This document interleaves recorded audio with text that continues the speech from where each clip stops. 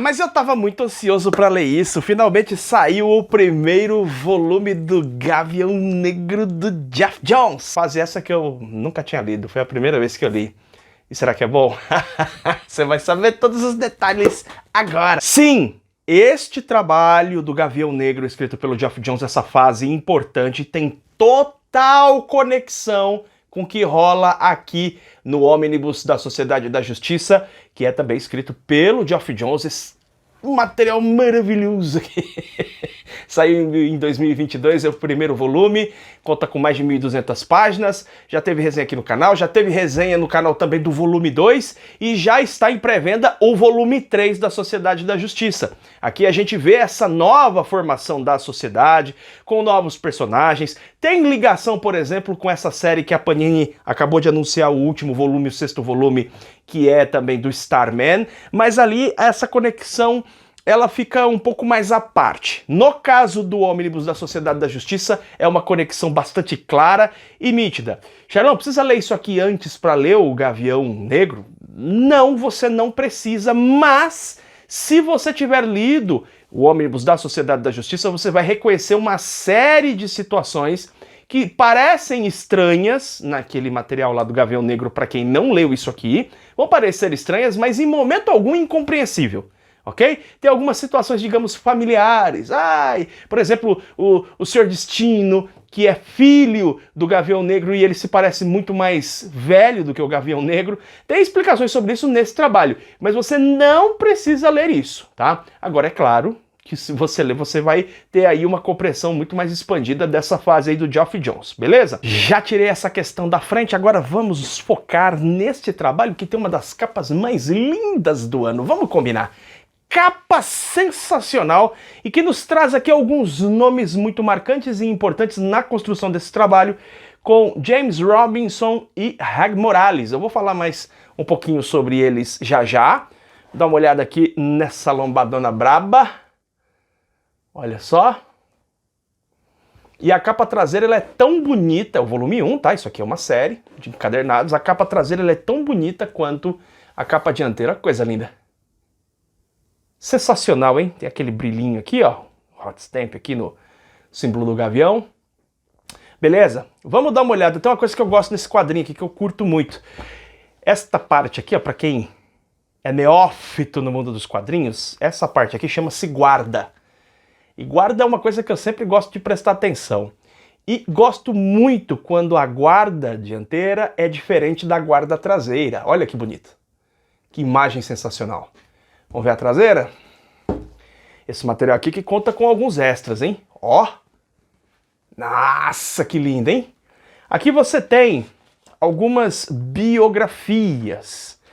Charlão, devo ler isso antes, depois? Não faz diferença. Se você ler antes, vai ajudar você a compreender melhor os personagens, mas não é algo assim tão necessário, tá? Você tem aqui esses infos a respeito dos personagens, né, personagens que são importantes, evidentemente, especialmente neste primeiro encadernado. É o caso do Christopher Roderick. Nós temos a Moça Gavião aqui, né? Temos o Senhor Destino, desenho do Walter Simonson, ó. É, aquele mesmo do Thor. Desenho do Senhor Destino, ele tem uma participação aqui na história. O Ladrão das Sombras tem uma participação bem significativa aqui também.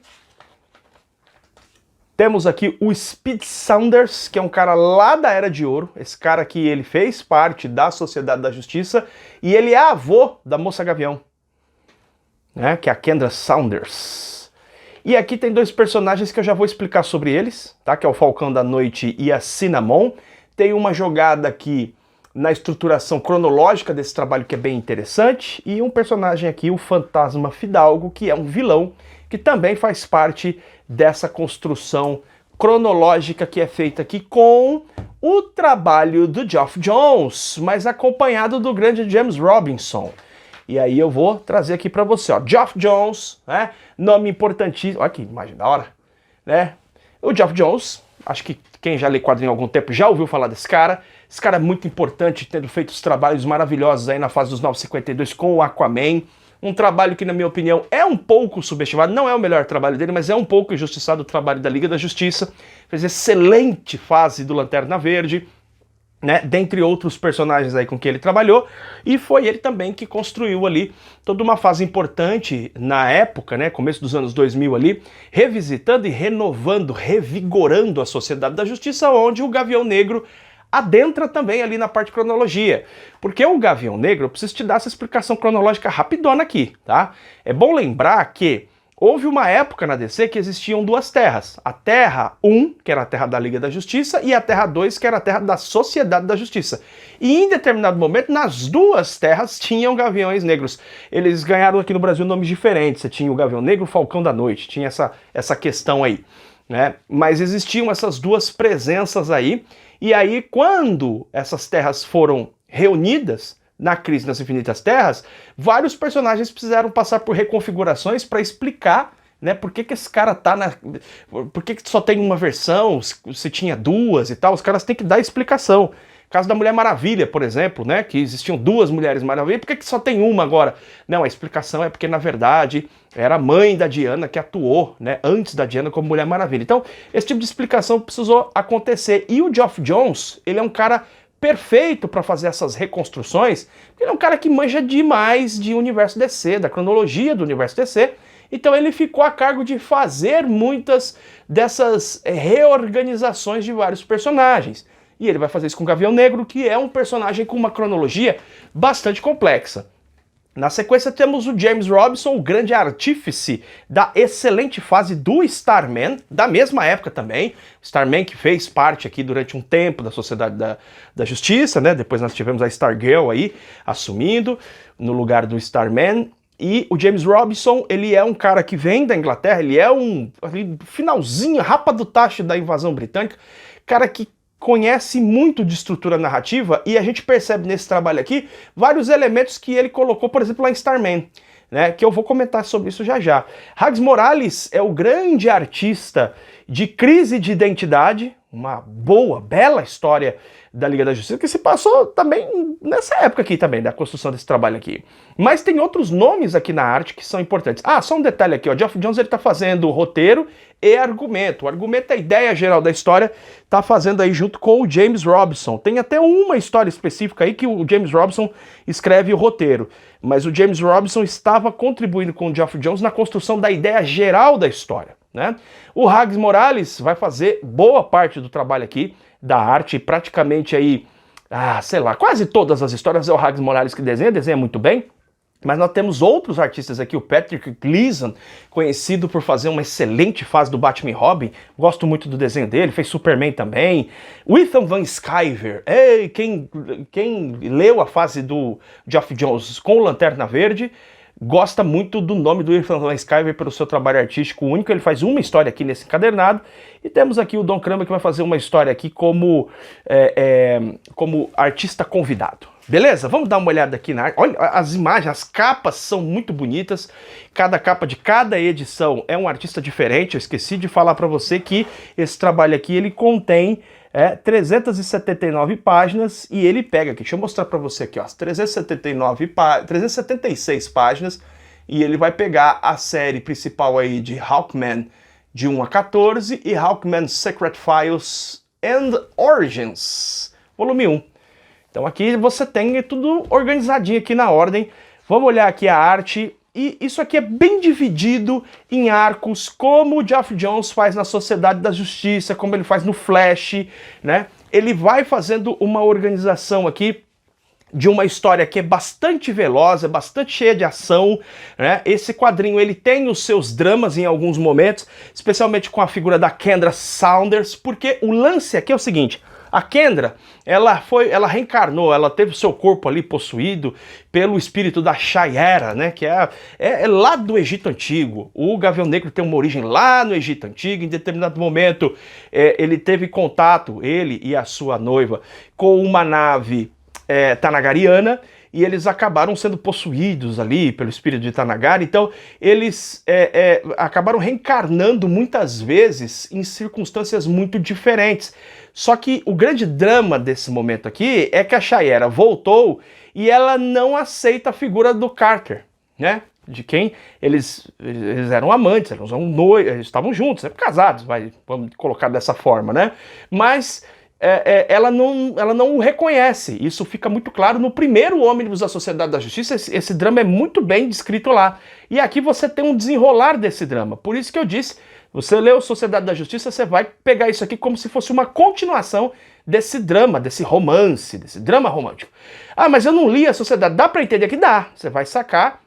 Eles estão numa cidade ali, meio interiorana, uma cidade que faz bastante calor, e tem ali muitos criminosos na cidade, a cidade é dominada ali por vários mafiosos e tal, e a Kendra tá nesse dilema, porque ela é bem mais jovem, inclusive, que o Carter, ela é uma moça ali de uns 20 anos, e o Carter já tem uns 30, então tem toda essa questão que vai aparecer na história também, e ela o vê no máximo como um colega de trabalho.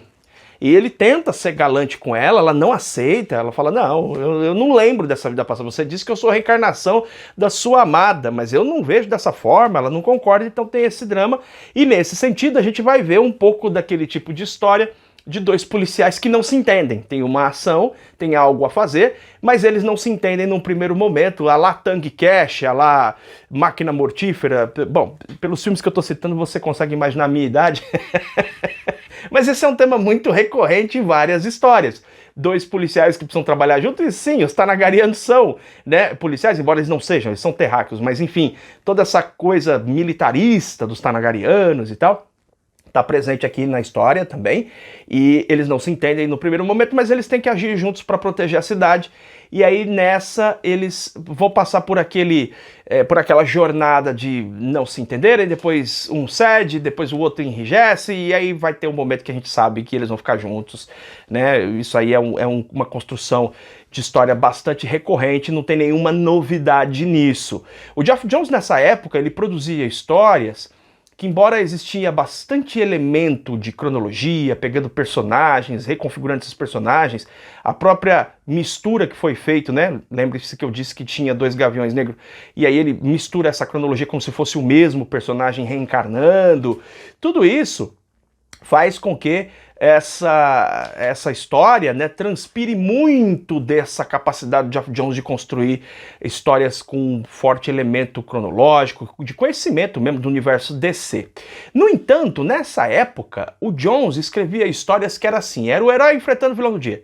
O herói enfrentando o vilão do dia, embora aqui não sejam histórias tão soltas como acontece no Flash, o Flash até tem alguns arcos, mas em geral as histórias você pode ler quase que isoladamente, em muitos casos. Aqui você tem arcos mais elaborados. Porém, eu percebi aqui a mão do James Robinson no sentido de que em determinado momento na narrativa nós vamos ver uma história que parece estar completamente descolada do que você vinha lendo antes.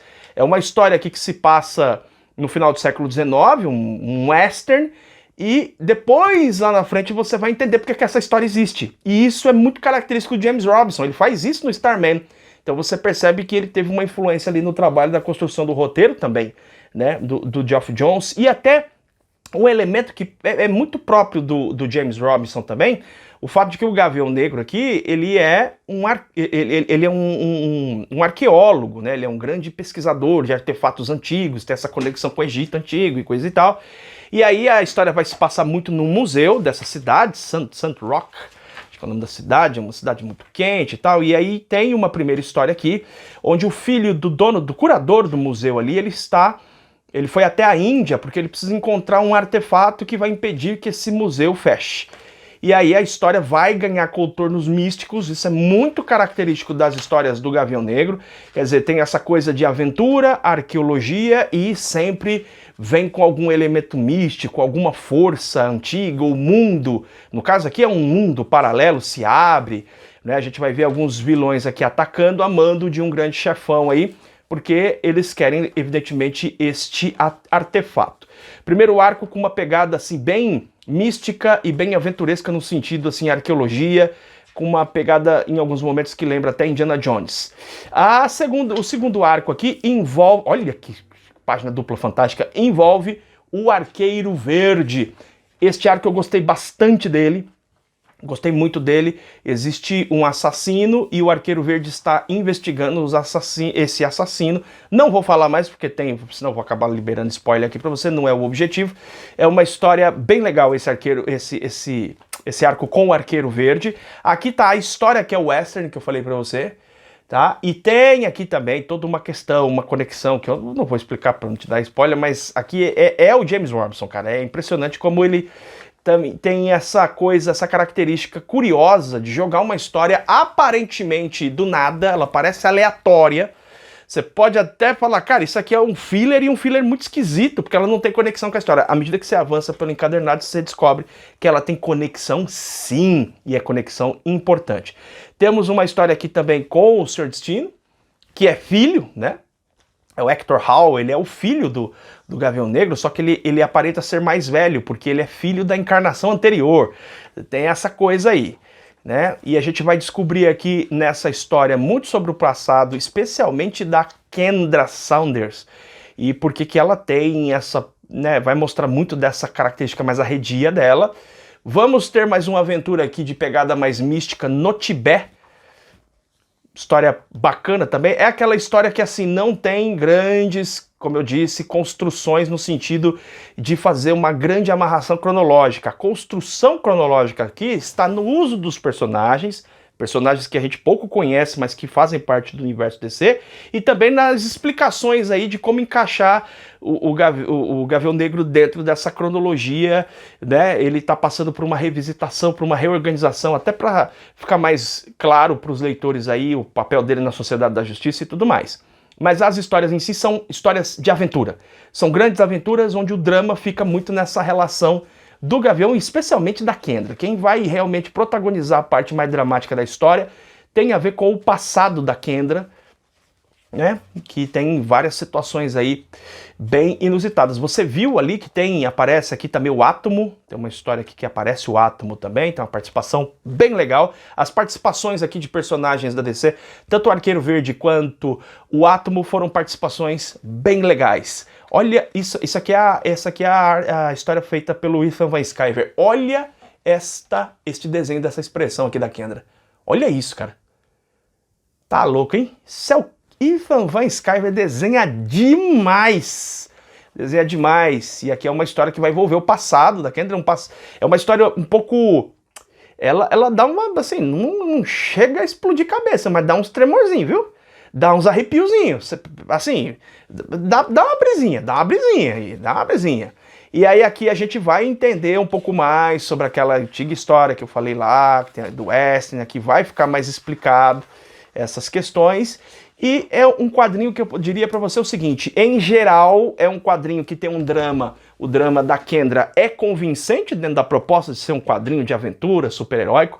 Esse drama... ele consegue conversar bem com o que a gente está lendo lá na Sociedade da Justiça, no Omnibus. A gente entende melhor as razões dela, as questões dela, aprofunda muito mais ela enquanto personagem. E o Gavião Negro eu gostei também no sentido de que ele não aprofunda tanto a característica, a personalidade do personagem, mas nos dá uma ramificação dela, no sentido de mostrar que ele é esse cara furioso, ciumento, agressivo, intransigente, um guerreiro dos melhores que você pode ter como companhia num campo de batalha, mas ele também é um homem muito refinado. Ele também é um homem apreciador de vinhos, apreciador de arte, e o quadrinho faz questão de mostrar pra gente, de uma forma talvez divididinha demais, mas também mostra pra gente que ele é um personagem que tem essa paleta aí, né? Embora no caso aqui só duas cores, mas é uma paleta ainda, não é um personagem que é só guerreiro, ele também não é só arqueólogo, ele é as duas coisas. Ele tem alguma coisa até aristocrática, afinal de contas ele é a reencarnação de um príncipe, né? E o quadrinho ele funciona muito gostosamente como um quadrinho de aventura. Não tem passagens brilhantes ou geniais como o próprio Jones vai fazer, por exemplo, nos títulos do Aquaman, em especial no título do Lanterna Verde, mas eu considero que a mãozinha dada aqui pelo James Robinson talvez tenha feito com que esse trabalho tivesse uma densidade um pouco maior, ele é um pouco mais consistente no seu roteiro, mais rico talvez na própria construção da narrativa, do que a gente vê na Sociedade da Justiça. E a Sociedade da Justiça é bem legal. É bem legal. Quem já leu sabe que é bem legal. Aqui continua sendo bem legal, um gibi leve de ler, agradável, gostoso de ler. É um gibi de aventurona, cara. É gibi de hominho, é gibi pra você curtir, pra você relaxar. Não é um gibi que traz grandes contextos filosóficos. Cara, é gibi de super-herói, sabe? Aquele feijão com arroz, mas aqui um feijão com arroz um pouco mais temperado do que a gente vê na Sociedade da Justiça, e isso me agradou. Essa dose um pouquinho maior de aprofundamento, especialmente na construção da narrativa, na minha opinião, fruto da intervenção aqui do James Robinson, que é um baita escritor de quadrinhos. O Jones também considera um baita escritor de quadrinhos, mas aqui ele ainda não está no seu auge. O Jones vai fazer trabalhos melhores lá na frente. Gostei bastante de ler esse primeiro encadernado, eu acho que ele atende bem a proposta.